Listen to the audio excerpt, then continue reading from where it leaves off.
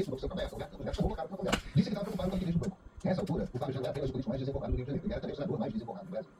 Em janeiro de 2025, semanas depois da reunião de quadro com o Vocal, o pastor Fábio José, da mesa da Mulher, mandou uma organizativa plano de pagamento do Bolsonaro. 10 parcelas de 2,5 milhões de dólares cada uma. No total, 25 milhões de dólares. Isso foi em janeiro. Adivinha o que aconteceu em fevereiro? Eduardo Bolsonaro se mudou dos Estados Unidos. Pois é. Uma das coisas que o Intercept mostrou hoje é que Fábio não era muito Bolsonaro muito interessado na segurança. Eduardo era o outro. E ele escolheu mandar para os Estados Unidos justamente quando a dinheirama estava toda combinada. Vocês acreditam em coincidência? Eu acredito. Posso falar uma coisa? Essa história vai virar. Vem comigo. Eu sou Pedro editor do meio. Você acabou de ouvir como o Fábio Bolsonaro chegou até aqui. Amanhã eu vou te contar quem ele já perdeu. Sai amanhã a nova pesquisa meio ideia. Quem perdeu 5 pontos numa semana, você já viu a imprensa. 5 pontos é número. Não diz quem decidiu. A minha ideia diz quem é esse leitor que saiu. Qual o perfil do leitor que deu a cara do Fábio. O mais importante. Porque Fábio perdeu justamente quem ele não podia ter. A pesquisa sai amanhã. Se você for assinante meio primo, vai saber primeiro de tudo. Assim, 15 reais. Não é nada. De quebra, ela tem uma surpresa. Quer saber? No final desse vídeo. Esse aqui, esse é o ponto prático. A gente não sabe em que dia exatamente o Eduardo Bolsonaro deixou o Brasil dos Estados Unidos. Sabemos que no dia 6 de fevereiro já estava lá. Foi quando ele registrou na Câmara dos Deputados o seu primeiro pedido de licença. Bem, no dia 27 de fevereiro, o Berkeley Legacy Fund Trust, pelo advogado Paulo Thaís, comprou no Texas, no estado da Arlington, uma casa de 726 mil dólares. O representante legal desse imóvel era o André Silva, que era número 2 de Mário Frias, quando ministro da Cultura. Quer dizer, verdade era secretário, equivalente a ministro do Bolsonaro. Mas calma, Paulo Thaís, Mário Frias. Frias é aquele ex-nação, o camarada responsável por pilotar a força. O do Bolsonaro. Isso, chega lá, segue comigo, segue. A gente não sabe se o Eduardo morou nessa casa, ele nem deve isso. Mas foi denunciado por gente que trabalha com ele. Desde o início do ano, o Filho 03 está dando um casarão numa universidade do Texas, South Lake, onde o repórter 37 contou na semana passada que a mulher dele caiu isso. Pois é, foi na cama, piscina, quarto, vizinhança de pessoal, aluguel, 6 mil dólares por mês. O Eduardo faz problema, tá? Diz que vive de aluguel, tem dificuldade de pagar as contas, ele não tem nada com isso, mas olha, tem como viver com bem menos dinheiro lá no Texas, tá? Inclusive morar naquela outra casa, o Silvio seja menor. Mas só que aquele primeiro de fevereiro da família Bolsonaro 03 nos Estados Unidos, a gente foi mágico. Até as primeiras parcelas bloquearam 5 milhões de dólares. E depois você concentrar tranquilo, né? Em fazer dólar enquanto o Brasil nos Estados Unidos. Aí chegamos em março, 21 de março. Thiago Miranda mandou uma mensagem pro Morfado. Lembra do Thiago Miranda, camarada do portal da Dias? É isso. Preciso de um direcionamento seu para seguir, escreveu. Isso é 1h da tarde. Vinha junto com uma captura de tela para poder Eduardo para deixar o Morfado inteirado. Nesse mesmo dia, o Eduardo ligou pro celular do Morfado. 2 vezes, 4 da tarde. Não foi atendido. Aí ele ia fazer o quê? Chegou. Nada do banqueiro retornar. Então ele próprio Eduardo escreveu. O ideal seria haver os recursos já nos Estados Unidos. E nos Estados Unidos é tranquilo. É, pois é, ele não claro, outras consequências assim. Manda dinheiro para os Estados Unidos, já estou aqui. Não facilita a vida, vai. 10 e 15 da noite. Aí na sequência, antes de 10 e 20, manda outra. O Thierry Santana está à disposição. Inclusive, vou para fazer uma reunião pessoal com quem quer que seja. Mais um personagem. Esse é o Thierry, é um corretor de imóveis brasileiro, que trabalha na Flórida, e ajuda a ajudar o Paulo Thaís na gestão de um fundo chamado Haven Gates Development Fund. Mais um fundo, dois fundos, os dois administrados por gente do Bolsonaro. Mas tem fundos dos caras, né? Precisa de gente para gerir a coisa toda. Calma que isso vai ficar importante. Vou contar aqui o seguinte. Vocês sentiram que rolava uma tensão aqui no 21 de março? Correto? Vamos analisar o envio desse dinheiro? Facilita a minha vida? A nossa vida aqui, vai no Brasil. Entre fevereiro e maio do ano passado, foram feitas 6 transferências. No total, 10,6 milhões de dólares, 61 milhões de reais. Faltavam ainda 13 e 14 milhões de dólares para completar o que havia sido negociado. Flávio negociou a grana, Eduardo foi em cima cobrando. Aí, o dinheiro direito. Junho passou, julho, agosto. Em setembro, o Vale entrou. Mandou um áudio. Irmão, eu preferi te mandar um áudio aqui para você ouvir com calma. Tá todo mundo ouviu essa gravação, né? Aliás, pouco mais de metade do Brasil ouviu apenas. Ainda falta um bocado de gente sem cobrar. É aquele áudio, o Bolsonaro vai quase preso, o Vale lá, falando que os momentos mais difíceis da vida e tal. Ei, mano, e apesar de você ter dado a liberdade, Daniel, de a gente te cobrar, eu fico sem graça de te ficar te cobrando, né? Mas enfim, é porque tá num momento muito decisivo aqui do filme. E como tem muita parcela pra trás, cara, tá todo mundo tenso. Eu fico preocupado aqui com o efeito contrário que a gente sonhou com o filme, né? Eu não ganhei mais dinheiro, não, tá? Parou. O que não faltou foi afeto. No dia 17 de novembro de 2025, Flávio mandou um novo áudio pro Botar. Não falou de dinheiro. Irmão, tô e estarei contigo sempre. Não tem nenhuma conversa entre a gente. Em certos momentos, a gente deixa os negócios de lado e precisa dar uma força pros amigos. Flávio, não sabia nada de Botar, talvez nem desconfiasse, mas veja só. Logo no dia seguinte dessa mensagem, a foi preso por brilhantes. Ainda bem que ele durou muito. Foi solto no dia 28, 11 dias de cadeia. No dia 29, Flávio estava no avião para São Paulo. Ele foi pessoalmente se encontrar. No dia seguinte, a surpresa. Segundo ele, foi para encerrar a questão. Logo na Costa Neto, o presidente do PEG, no dia todo pessoal. Foi ver se conseguiu o restante do dinheiro. Aí você escolhe se acredita ou não. Quer acreditar na história do Flávio? Pode. Vai ser uma boa vontade, viu?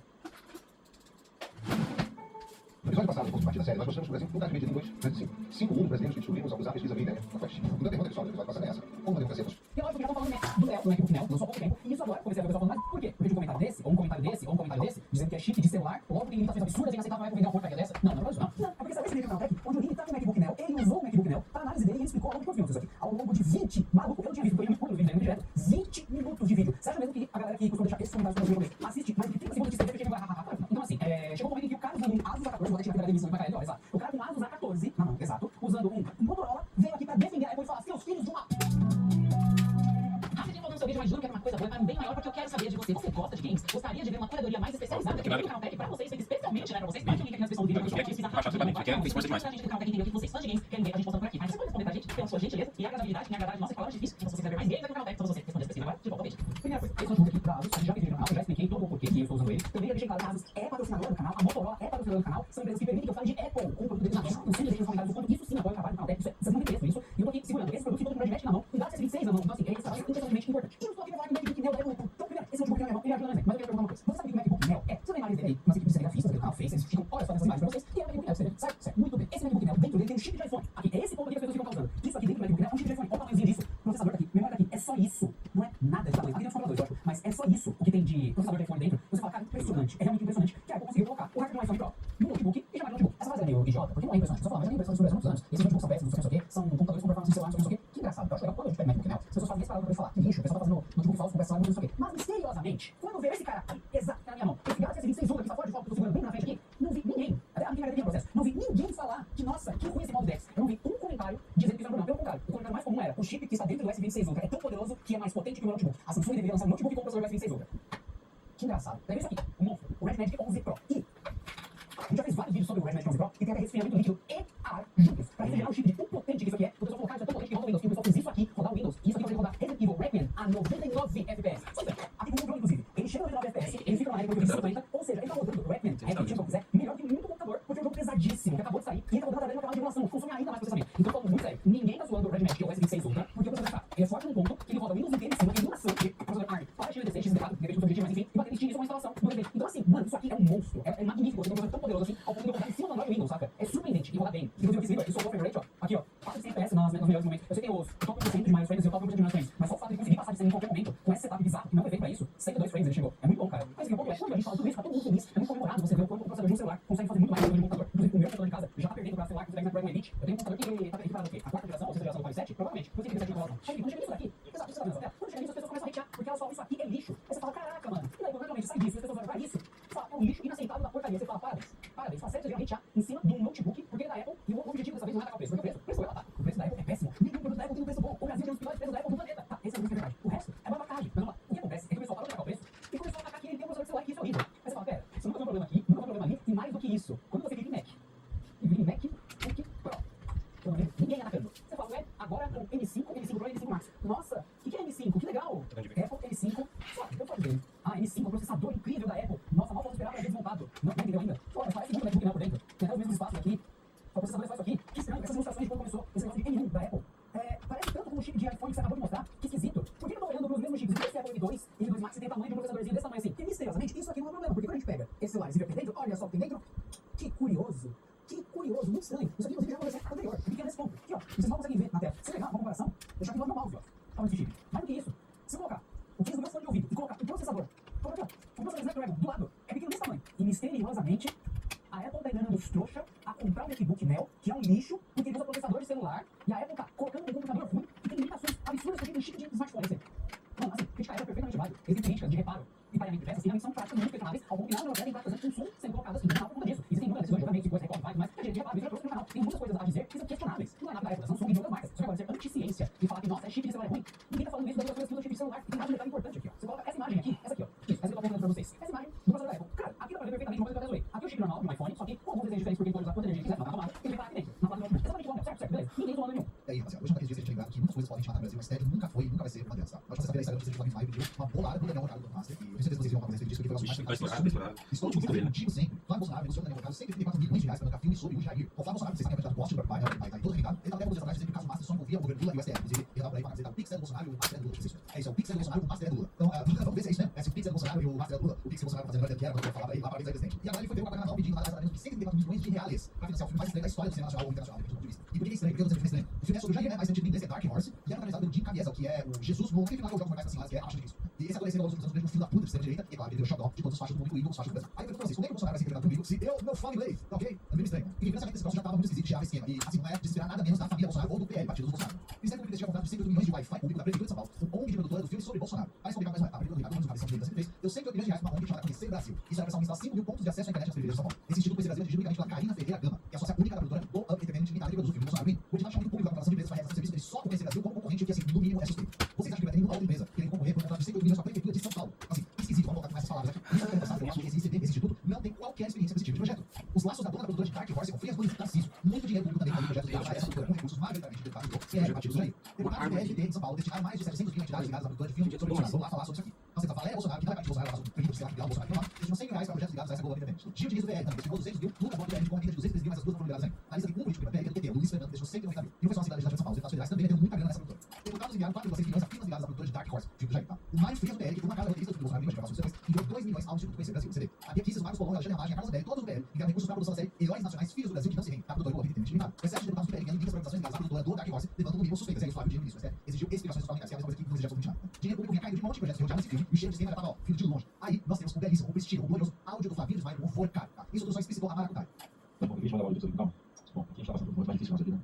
Você não vai ser pra frente, mas tudo vai acabar, tá? E você também, eu sei que você está passando por um momento difícil, mas também essa confusão toda. Então você sabe exatamente como é que vai caminhar isso tudo. E a verdade você dá a liberdade, né? A gente cobrar, sem graça, a gente vai cobrando, tá mais sentindo. Mas que dá um momento muito preciso do filme, e não tem nem pra passar pra caixa, tá todo mundo tenso, preocupado, tipo, eu sei que ao contrário, a gente só olha pro filme. Imagina que a gente dá um cavalo de cabeça, não sai, os caras, pô, renomadíssimos lá no cinema americano mundial. Renomadíssimo é foda, né? Vamos dizer dessa maneira. Mas enfim, eu acho que vocês ouviram talvez algum trecho desse áudio em algum lugar. E olha a intimidade, tipo, chamando algo de irmão, oferecendo empatia no momento difícil pelo qual o Vorkado tá passando. O que vocês acham que setembro do ano passado é o momento difícil que o Vorkado tá passando? Isso aqui é conversa de brother, vamos falar dessa maneira. Ou pelo menos quem tem a verdade é que o Vorkado vivia dando bolo e chá de cadeira no Flávio Bolsonaro. Topa jantar com Tim Cabeça, veja e ouça todos os textos e áudio que mostra o Flávio Bolsonaro pedindo dinheiro pra Daniel Vorkado. Essa matéria aqui é grandiosa, gente, porque ela traz mensagens onde o posso direito pra cá em contas com o Vorkado e fica inventando desculpa e desconversando. Gente, aqui, 15 de novembro de 2025, Vorkado. Fala, irmão, tava trânsito, eu vou, Flávio Bolsonaro fala, meu irmão, pode atender. 16 de novembro de 2025. Daniel Vorkado fala aí, irmãozão, rouba na igreja, vai ser toda na igreja, terminando te chamo. Flávio Bolsonaro, imagem de visualização, liga, Flávio Bolsonaro, imagem de visualização. Mandou o quê? Mandou pau? Não sei. Flávio Bolsonaro, irmão, estou e estarei contigo sempre. Não tem bem a conversa entre a gente, eu só preciso que me dê uma luz ABS. Daniel Vorkado, imagem de visualização. É o quê? É a cagada de moto? Não sei. Flávio Bolsonaro respondeu a mim. Então, Vorkado claramente não quer contar com o Flávio Bolsonaro. E o tempo todo enchendo o saco dele. E assim, só falou mensagens mais várias outras na matéria. Fundamental que o Flávio Bolsonaro tinha uma relação de bajulação com o Vorkado e não vende agora. Nos últimos meses ele não só negou qualquer relação com o banqueiro, mas disse que era mentira que o Dark Horse teve financiamento massa.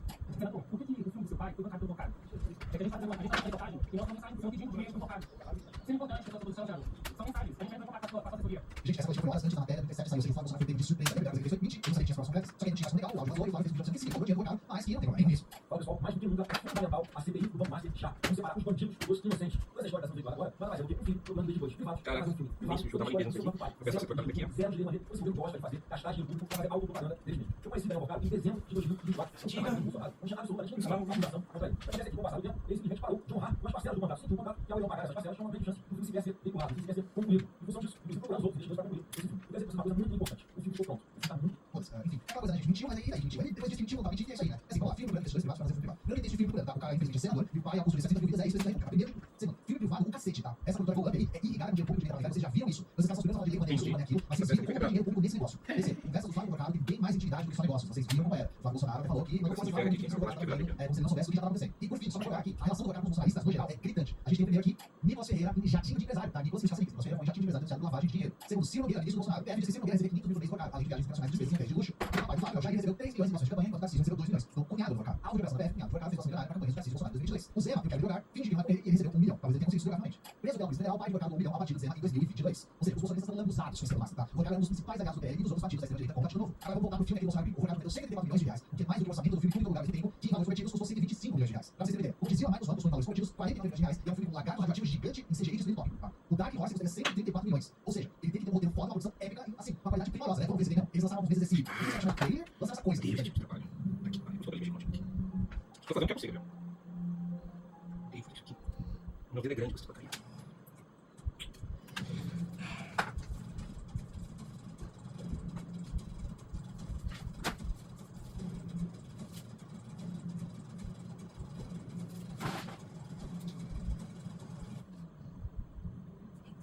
Aí o já pra primeiro de tudo, gente. Vamos lá, vamos mais aos pontos aqui. O que é essa peruca desse cara? Primeiro de tudo, o que é essa peruca? Que superprodução digna de cacete do planeta. Os 134 milhões tinha que ter uma nível Michael Jackson nesse de cabeça. Segundo, o bagulho crivado de erro de inglês, pô. Aqui, ó. Direct by Cyrus North Blaster. É directed. Aqui tem outro erro. Is begin told to the world. É is being told to the world. Ou seja, quando o Bolsonaro falou que ele não sabia falar inglês, os caras levaram a pela dele e levaram isso pro filme também. E aí eu pergunto pra vocês, um orçamento desses, quanto esse filme precisaria dar de lucro pra se pagar? Vamos estimar aí uns 500 milhões? Porque tem custo de marketing, tem lucro dos ingressos de volta produtora, tem um monte de outras coisas aí. Isso significa que precisaria de lucro 3 vezes maior do que Minha Mãe é uma Peça 3, que é atualmente a maior bilheteria do cinema nacional. O Minha Mãe é uma Peça 3 arrecadou 179 milhões de reais. E eu queria fazer um remember aqui de um negócio que passou despercebido. O histórico de produção cinematográfica do Jair não é muito favorável. Documentário sobre o Bolsonaro tem sessões vazias, exalta ex-presidente, ignora Michele e omite levanta a crítica de golpe. Olha, eu vou dizer que eu não tenho o G1 como uma referência de jornalismo, mas essa chamada aqui é maravilhosa. Porque é um baita de um resumo fantástico do que foi esse documentário do Jair. Ninguém foi ver o documentário do Jair, tá? Se brincar, nem a família dele foi ver essa jossa. A Suede, que é a região que vai fazer um do Norte. E o shopping de Juazeiro do Norte é o que tem essas salas de cinema comerciais, a região inteira, que abre de 30 municípios, a região Cariri. O documentário do Bolsonaro foi exibido nesse shopping e ela esperava que, sei lá, por ser o cinema da região, fosse alguns bolsonaristas, né? Então, estreia de documentário sobre Jair Bolsonaro registra público mínimo em cinema Cariri. Na estreia, uma pessoa comprou ingresso, gente. Uma. Eram 3 sessões e uma pessoa comprou ingresso. Uma pessoa vendeu. Qualquer empresário, evitaria colocar dinheiro em qualquer filme sobre Jair, tá? Mas o Vorkado não. O Vorkado prometeu 134 milhões de reais. Portanto, vocês sabem de onde veio, tá? Ah, mas o Vorkado não repassou do valor do título, ele passou apenas 60 milhões. O que é mais do que o orçamento inteiro da agência secreta, que custou 28 milhões. É mais que o orçamento do filme Godzilla, da outra lagarta radioativa gigante no teaser, com 60 milhões. E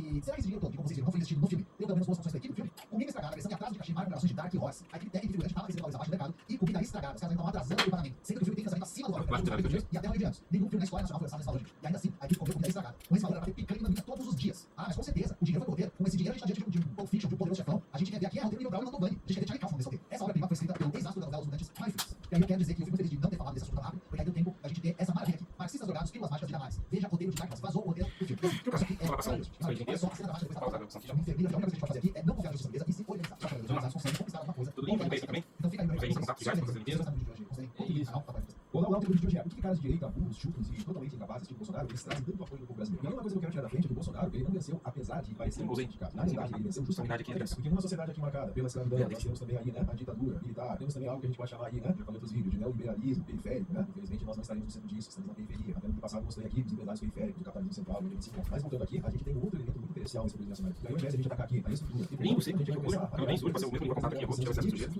Passando aqui, LGBT, comunistas, os vagabundos também. Então, nós temos uma situação muito complicadamente, como diria o professor Gilmar aí, para salvar a voz do Bolsa na cadeia. E é tudo isso que a gente vai entender aqui é o seguinte. Mas lembrando que se você quer ser salvo do neoliberalismo, tem um lugar mais rápido pra você. Se você vai rapidinho ali, se salva. Pelo menos se salva psicologicamente. Que é a nossa área de membros do canal. Muito obrigado, capítulo, pelas suas luzes, faz, como você sabe, quando você é fundamental para continuar trabalhando no YouTube. E se você quer, assim como os velhos, você vídeos do canal com antecedência, poder subir próximos vídeos também, esse vídeo subiria. E também esses vídeos exclusivos, inclusive as bases filosóficas do canal. Tem quem tem do Nordor, tem uma ficha, tem contatos, tem mais socada, tem mais aí, você pensa. Tanto isso no botãozinho, começa por 5 mas se você puder, a gente tem uma taxa mínima aqui, que é o valor. Porque o jornal ajuda muito, o esse negócio pode, o jornalista vai com mais gente. Se você compartilhar, ajuda ainda mais para que fora do algoritmo, gerar mais capilaridade dos conteúdos aqui. E também a gente inscreve no canal, né? Se você quer as próximas inscrições, então vamos voltar aqui agora para o nosso nome simples. Esse cara que vai de forma agressiva, sem formalidade. Por que isso funciona? Porque existe, como eu falei antes aqui, uma construção histórica do nosso país. E o que a construção histórica do nosso país faz é muito interessante. Pensa só, se o político tem um intelectual, o intelectual no Brasil é associado ao quê? É associado a uma pessoa escolarizada. E também uma pessoa ali de elite distante. Deve ter aquela coisa muito vista pelas pessoas ali, como o Caetano Veloso, por exemplo, o Chico Buarque. Então existe essa associação. E o próprio Gessé Souza, ele vai falar ali que parte dessa elite mais letrada, né, brasileira aqui, ela não percebe a sua própria linguagem, o seu próprio comportamento. E esse comportamento dessa linguagem acaba virando uma marca clássica. Então o cara fala uma língua ali, solta a voz, mas tem uma espécie de filtro que a grande parte não entende aquilo. E o apoio do Bolsonaro, ele atravessou um monte de classe social. Só que ele teve uma força maior entre um tipo específico de pessoa. Como vai dizer que o apoio brasileiro, se você deve saber disso, o apoio do Bolsonaro teve várias classes sociais ali, mas ele teve força principalmente entre os homens, de classe alta, e muitos evangélicos também. Entre eleitores com ensino superior completo, 45% levaram apoio militar do PSL, a pesquisa da Folha. 42% eram evangélicos. E o Jair Nicolau falou na época, Bolsonaro sai melhor que os eleitores de classe alta, escolaridade elevada do que entre os pobres. E o Lula teve ali mais força no Nordeste e entre as camadas mais pobres. Então a gente percebe aqui um quadro mais complexo do que a ideia de pobre manipulado, né? E aí vamos voltar para o nosso domingo. Pensa assim, trabalhadores precarizados e endividados. Então nós estamos falando aqui, no fim das contas, sobre o subproletariado, né? Basicamente, o subproletariado, como o trabalhador consegue vender seu trabalho ali, mas ele não vai garantir uma boa vida nesse processo. E aí, se a gente analisar 2006, por exemplo, muita gente aderiu ali, porque o governo pegava a Bolsa Família, entregava ali o crédito consignado, teve também um aumento de emprego formal, teve uma expansão do ensino superior, que foi super importante, e teve uma valorização do salário mínimo também. Então, o lulismo oferecia uma melhora material das pessoas que ganham de vida, mas como eu falei, não vão ter um confronto direto ali com o capital. Então, o influencialismo mais fraquinho ali. E é uma população também que não buscava, obviamente, uma revolução socialista. Buscava uma estabilidade, construir uma vida, né? Basicamente, montar geladeira, fábrica de avião, as coisas. Só que o problema é que esse papo começou a ruir ali a partir de 2013. Porque pensa que a gente tem várias regiões do Brasil, onde o Estado é ausente, né? E nesses lugares, nós tivemos as igrejas aí não pentecostais. Eles começaram a oferecer, por exemplo, uma rede de apoio, eles começaram a oferecer uma sociabilidade pra galera, uma ajuda prática, uma promessa de ascender de uma forma. E aqui a gente vai ter uma continha, né? Que é sucesso, é igual a fé mais esforço, né? Lembrando que é ação subindividual nesse processo aqui. E a gente vai ter aquela outra continha, que é o fracasso, é igual a falta de fé mais erro moral, né? Eu tô mais de baixo, vou pegar um individual que dá menos toque. Então essa continha que vai começar a surgir ali. E isso conversa com o que exatamente? Isso aqui conversa muito forte com o neoliberalismo. E olha o crescimento dos evangélicos aqui. Em 1980 era 6,6%, 1991, 9%, aumento de 3 pontos percentuais. Em 2000, 15,4%, 2010, 22,2%. Pesquisa de 2025 agora, 26,9%. E tem projeção dizendo que os evangélicos podem se tornar a maioria da população brasileira por volta de 2030. Então esse é mais um fator pra gente entender aí. Só que além do neoliberalismo aqui das igrejas, a gente vai ter um outro fator, né? Máquinas de fazer dinheiro, igreja evangélica. Ela tem um papel muito importante para destruir o capital político de vários partidos. Quem se ferrou nessa aí? PT, PSDB, PMDB também. E segundo essa pesquisa aqui, 2028, a batalha final, lá vai lá com o Bolsonaro e uma campanha anticorrupção em sistema, eles fizeram um tratamento dos dados do HGPE, eles identificaram 4 eixos discussíveis, a predominância do eixo anticorrupção em sistema, com aproximadamente 57,2% das missões. Então, nossa análise é quanto que Bolsonaro aproveitou as marcas discursivas que se alinhavam fortemente com a Lava Jato, que é o antipetismo e antissistema, apresentando-se como representante genuíno da luta anticorrupção. E claro que depois ali a base da Jato mostrou mensagem de Sérgio Moro e procuradores da operação, estavam discutindo estratégias que levantavam questionamento sobre essa imparcialidade. Em 2021, o STF anunciou que o declarou ali um bolo cara parcial. Então, esse aqui é outro lado muito importante. Agora vamos para esse ladinho aqui, falar um pouquinho mais sobre segurança privatizada. Segundo o ministro da Violência, na plataforma digital Cristã News, eles revelaram que as milícias controlam 56,8% do território da cidade do Rio de Janeiro, onde uma população de 2.258.000 aqui pessoas, que é quase 24% da população, eles exigem sobre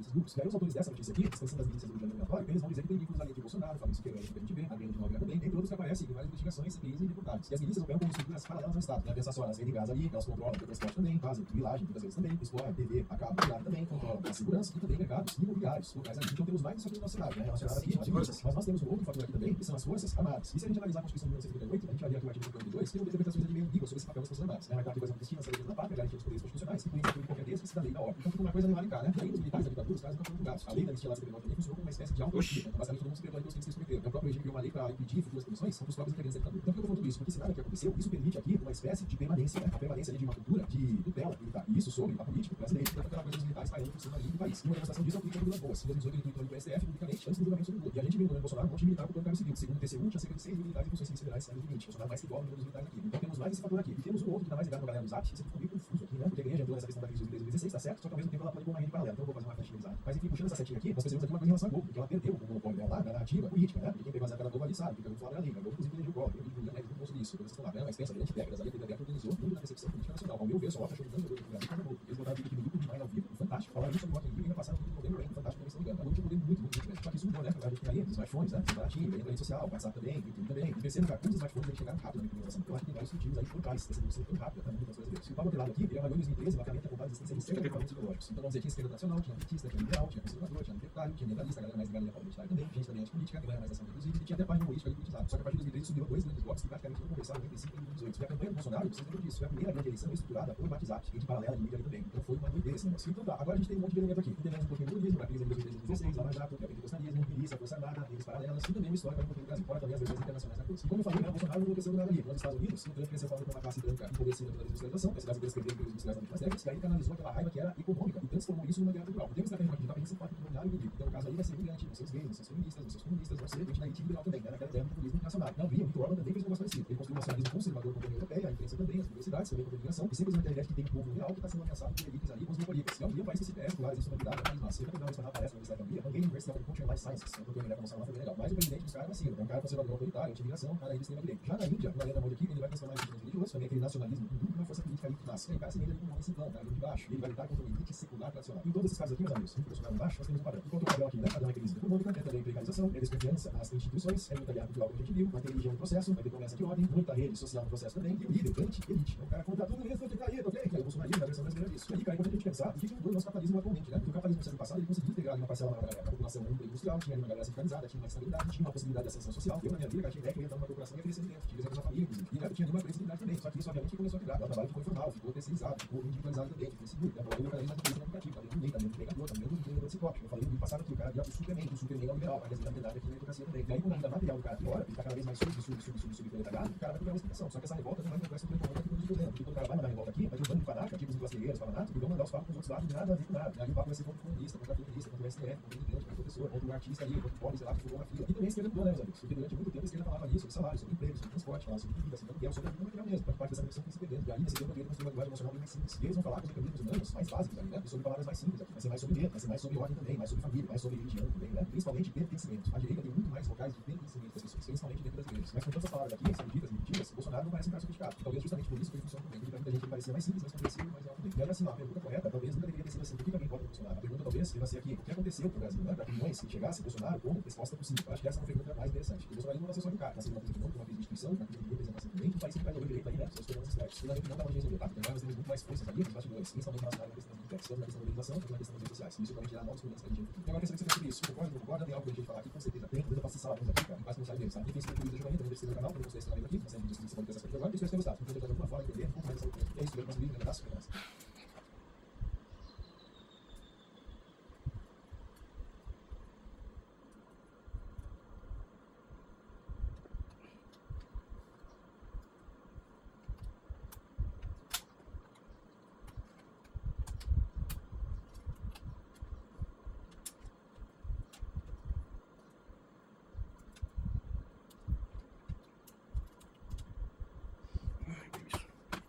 Computador velho, a fita descolou. Vai pra sem fita, eu não tenho essa cola aqui. Certo. Isso aqui é um saco. Tem específico de corte, corte aqui. Se não me engano, mas a gente tudo fácil, já passou colante demais. Esse computador aqui tem 13 anos de fabricação. É, filho, computador velho.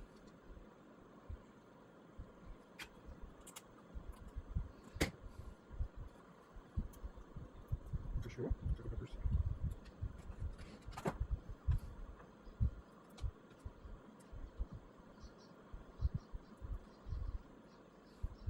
Eu vou deixar aqui pra fazer pressão, tá?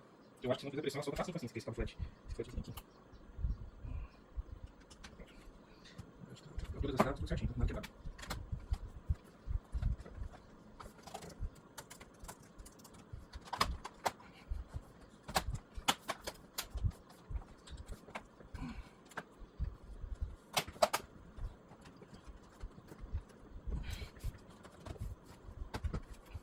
Encaixado aqui, vamos trocar de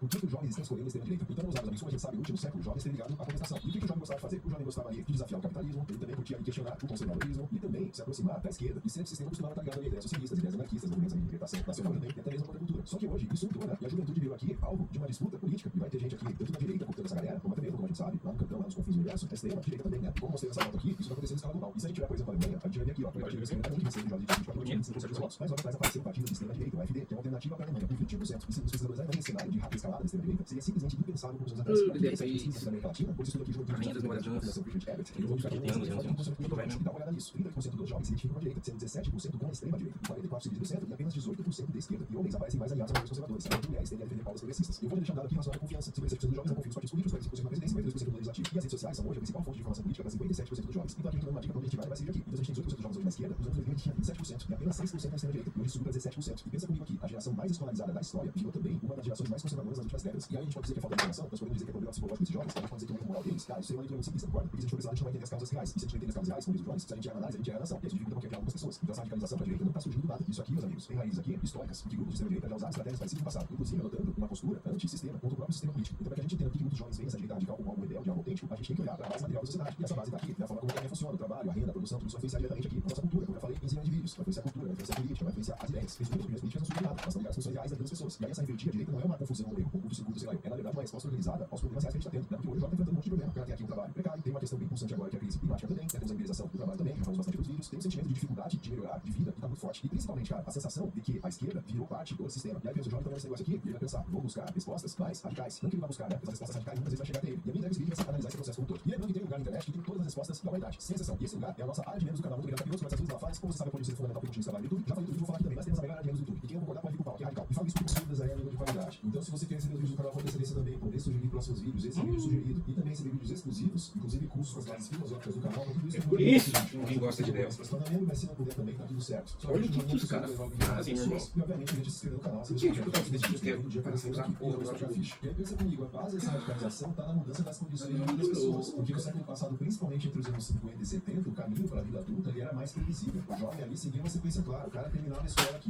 depois ele ia sair da casa dos pais, depois ele conseguia um emprego fixo, aí ele ia casar, depois ele ia formar uma família. E tudo isso costumava acontecer antes dos 30 anos dele. E esse modelo Teste de fogo. porque tinha motivos regulares, tinha empregos estáveis, tinha sindicatos fortes também, tinha crescimento econômico, Conector tinha velho. uma presença ativa do Estado também. Só que esse cenário mudou. Aí a partir da década de 70, as políticas neoliberais começaram a desmontar esse modelo. Né? Essa linha retinha, ela começou a ficar Agora te compra uma fonte, retinha. E esse processo se intensificou nos últimos anos. E podemos falar que o ponto de ruptura foi justamente a crise financeira de 2008, né? Porque depois que as instituições financeiras quebraram, os governos tiveram que salvar os bancos aqui. Esse banco maravilhoso aqui, uma porta bem como que eu fiz. E aí, para que eles conseguissem salvar esses bancos que estavam Conectou? aqui, o que eles tiveram que fazer? Tiveram que tirar dinheiro de algum lugar. E aí eles vão cortar gastos públicos. Eles vão reduzir políticas sociais também. E aí o jovenzinho que estava lá de longe, ele não tinha nada. Não tá dando sinal aqui, não. Vai ser impactado. E aí a vida adulta desse jovem deixou de ser linear. Né? Com isso cada vez mais detonado aqui, a trajetória do jovem começa a ficar meio assim, né? Ficou mais lenta, ficou mais incerta, ficou mais fragmentada. E hoje a independência financeira demora mais. E os empregos estáveis estão mais raros. As trajetórias ficaram mais raras também. Não tem garantia de se formar e seguir naquela carreira o resto da vida. Tem que ficar Sim, dá sempre sinal. o tempo todo. E com isso também, Tem uma contato, tem pegadinha nessa fonte. muitas pessoas passaram a viver pior do que a geração anterior. Isso vai afetar tanto quem é um trabalhador local de um país, quanto quem é migrante, principalmente em cidade industrial que perdeu ali a base econômica. E aí quando o desemprego aumenta ou quando as pessoas acham que podem perder o emprego, como vai dizer aqui, a falta de esperança leva a dilemas psicológicos, deixando inúmeros jovens vulneráveis, expostos e consequentemente suscetíveis a doenças externas, a gente vai ter esse processo sim, ou esse receio, né, de perder emprego, ou vendo o desemprego aumentando ao seu redor, você começa a ficar com mais medo, começa a ficar mais intolerante, começa a ficar mais aberto para conflitos sociais, né, são ambientes mais propensos para uma violência política, para o extremismo também. E aí conforme vai falar um pouquinho desse estudo aqui, a extrema-direita ela percebeu isso. Em regiões industriais em crise, por exemplo, muitas pessoas perderam renda, perderam estabilidade, perderam identidade social. E aí grupos de extrema-direita ocuparam esse espaço. E aí vai estar escrito aqui, grupos de extrema-direita que visam recuperar o seu país com base em reivindicações sobre geografias locais sociais, na verdade aqui, e nos aparentes riscos representados pela diversidade e pelo multiculturalismo. Então o problema não é o sistema econômico, o problema são os outros grupos. E esse processo transforma a frustração em hostilidade. Hostilidade contra imigrantes, contra minorias, contra estrangeiros. E a ideia central vira recuperar o país. É um botão do alerta que os caras começam a apertar. E é um discurso que mistura meio econômico, começa a misturar também. Não volte mais nada. Foi assim que movimentos como o Brexit ali no Reino Unido, eles ganharam força, assim como uma alternativa para a Alemanha também. E aí pensa comigo, essa crise não trouxe só perda de renda para o jovem, ela foi criando um sentimento mais profundo, a sensação de que o sistema não tem espaço para os jovens, e é uma sensação que prepara o terreno para uma radicalização. E depois da crise o mercado de trabalho mudou de forma mais profunda, né? E um dos principais modelos que a gente tinha crescendo muito rápido é a uberização. E não se trata só de aplicativo como Uber ou Delivery, é uma mudança mais ampla. O trabalho deixa de ser um emprego fixo fixo e vira uma tarefa sob uma demanda ali. E aí nesse modelo o trabalhador não tem um vínculo formal mais, não tem direito trabalhista, o cara vai assumir todos os custos, né? Carro, celular, internet, manutenção, vai receber apenas pelo que ele faz. E aí o risco sai da empresa e vai pro trabalhador. Exemplo aqui, se eu ficar doente 2 dias, o YouTube não vai querer saber. Os anúncios que passam na frente dos meus vídeos aqui vão passar na frente de outros vídeos. E tá tudo certo. Então eu fazendo vídeo aqui pro YouTube, eu tô automaticamente aceitando esses riscos. E aí surge esse trabalhador sob demanda. E muitos jovens mesmo com estudo, eles vão acabar esse tipo de trabalho também. Muitos números vocês já pegaram que os caras são formados, são engenheiros, etc. É uma pessoa que vai trabalhar inclusive muitas horas. Mesmo assim vai ter pouca estabilidade. E antes o local de trabalho era coletivo. E a fábrica, com o objetivo de ganhar eficiência, reunia os trabalhadores no mesmo espaço. Só que ao mesmo tempo isso facilitava uma organização, facilitava um sindicato, facilitava a troca de experiência. Só que agora é diferente. Agora o trabalho é isolado. É um entregador na rua ali passando agora enquanto eu tô gravando aqui. Tem um motorista sozinho no carro esperando ali a próxima corrida. E além disso, o controle não é mais visível. O controle agora aparece através dos algoritmos. Os algoritmos vão definir os preços, vão distribuir as corridas, vão aplicar as punições, vão dar bônus e tudo sem transparência. Então o trabalhador não vê quem está decidindo. Isso dificulta uma organização coletiva. Não sabe em que janela tu pega a pedra para atacar. E aí eu ficaria uma pergunta para você já faz um tempo durante o vídeo. Por que essa revolta não foi para a esquerda? Porque considerando essa precarização, seria esperado. Seria esperado que surgisse uma organização coletiva. Mas isso não acontece mais da mesma forma. E o motivo está na forma de como as pessoas passaram a enxergar o próprio trabalho. Porque você acha que o neoliberalismo, ele muda aqui só a economia? Não, cara. Ele muda aqui a cabecinha dos nossos amigos. O cérebro aqui, ó, ele muda a forma do cara pensar. Desculpa colocar em masculino aqui, negou o cara pensar, mas é que os caras são mais lentinhos mesmo. E aí o trabalhador, ele deixa de se ver como trabalhador aqui. Ele passa a se ver como um pequeno grande empreendedor. Isso já aquela ideia de que eu sou responsável por tudo que acontece comigo. E o cara vê um exército de uma vez só aqui. E aí o sucesso é o individual do cara. Mas o fracasso também é. Um E motivo aí, o diferente, sistema, ele não existe na análise. Parece que não tem sistema. É tu e o Uber ali, é tu e o iFood ali também. Então o problema deixa de ser estrutural. E aí o jovem ali que trabalha 12 horas, Parece que é ele melhor passar por cento, uma prova de fogo. não vê isso como falha do sistema. Ele começa a pensar que não trabalhou o suficiente, que ele não foi eficiente, que ele tomou decisão errada. E aquela revolta continua. Essa revolta vai mudando de direção. E aí, ao invés de ele apontar para a empresa ou para a estrutura econômica, ele passa a mirar nos impostos, no Estado, nas regulações, nos direitos trabalhistas, que são vistos ali como trevas, né? E aí, cara, considerando tudo isso, um discurso libertário, isso aqui vai ganhar muita força, porque ele vai oferecer uma resposta muito simples, de que o problema é... O cara não tá dando voltagem nenhuma. O nosso Robert Mesma Infernal coisa. Milley, ele cresceu justamente nesse ambiente. O que eu vi de gente elogiando o Milley, gente próxima de mim, inclusive, que eu acho que eu vou mandar esse vídeo pessoalmente só pra encher o saco, porque esse cara tá acabando com a vida dos argentinos, esse cara cresceu nesse ambiente aí. E a mensagem funciona porque conecta com a experiência real daquele jovem precarizado. E aí, pra quem vive isso no dia a dia, pensa, o cara aqui na bicicleta, eu acho injusto falar só da bicicleta, tá? Porque tem outras coisas aí, obviamente, né? Mas a bicicleta do nosso cara aqui, isso aqui é o dia a dia do nosso brother, né? E ele subindo a ladeira lá todo santo dia, ele vai ver o Estado aparecendo como imposto. Ele vai ver os serviços públicos aparecendo como A pilha tá dando mais voltagem que sua fonte, fonte, cara. na rua aqui, vai ficar E essa pilha aqui, ó, se eu fechar mais aqui, aumenta. negativa. E aí a promessa de acabar com o Estado parece como uma forma de liberdade. Então, Então, o altímetro, não sabia que não é centímetro da cara, é bom pra uma caralho. base material precária, descansada, Queria pegar um outro pra e cria também uma forma de pensar Sim, individualista. Esse é o problema aqui. E essa combinação direciona a revolta para a direita. Mas aí tá, ó, Felipe, você tá só aí enchendo o saco dos caras. Você não fala dos problemas da esquerda, eu escuto essas porras nos comentários. E quem acompanha o canal sabe o que eu falo, né? Mas pensa assim, se a rebeldia Mesma coisa, dois esquerda, motivos. a gente tem que olhar também De o novo. que aconteceu aqui com a própria esquerda, né? Nas últimas décadas. aqui. A mudança da esquerda aqui não foi só Fora o uma mudança negativo. cultural, ela foi Pegar uma o mudança positivo aqui, material, vou ligar de ela novo foi pra uma filmar. mudança política. Pensa comigo, a partir dos anos 80 Bem e pequenininho. 90, muitos partidos de esquerda, eles começaram a mudar de posição também. Antes tinha 40 uma microvolt. pauta, Cara, às vezes nunca teve problema aqui, tá? tinha a pauta ali do controle Vou até ver se tem do continuidade, Estado, vamos lá. tinha a pauta do fortalecimento pros sindicatos também. Só que eles começaram a parar de falar disso aqui, Teste e de eles começaram continuidade. ali a aceitar a lógica do mercado global. Exemplos muito claros disso. E muito nos Estados Unidos. Outro exemplo aí, Tony Blair no Reino Unido. Esqueci, rapaz. Qual o símbolo que coloca?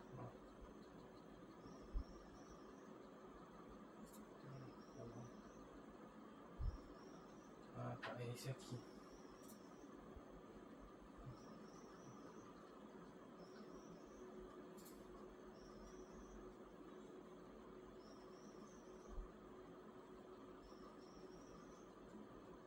Aqui, esse aqui. Continuidade aqui. Vamos ver.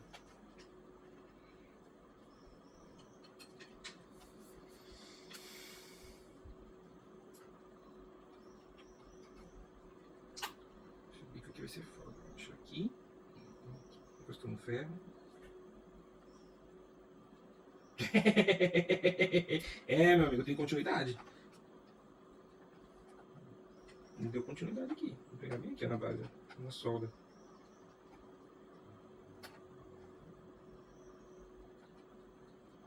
Ó, deu continuidade, tá vendo? Agora que eu pego um ferrinho aqui, ó.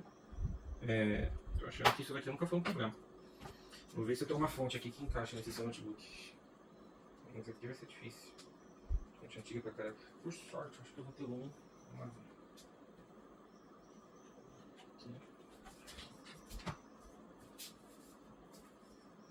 Caralho, 1h16 de vídeo.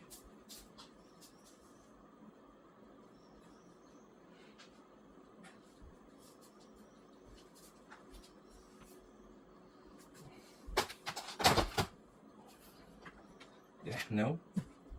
Não.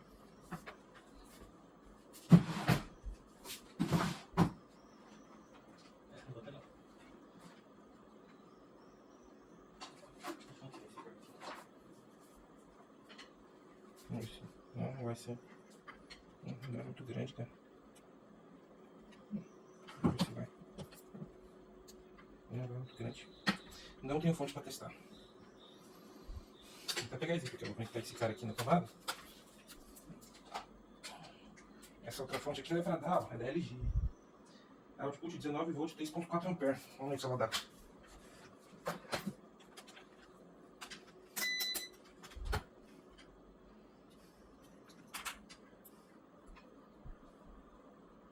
V, tá vendo lá? Olha lá. 19 V, 22. É isso. É a sua fonte, cara. Nunca foi seu notebook.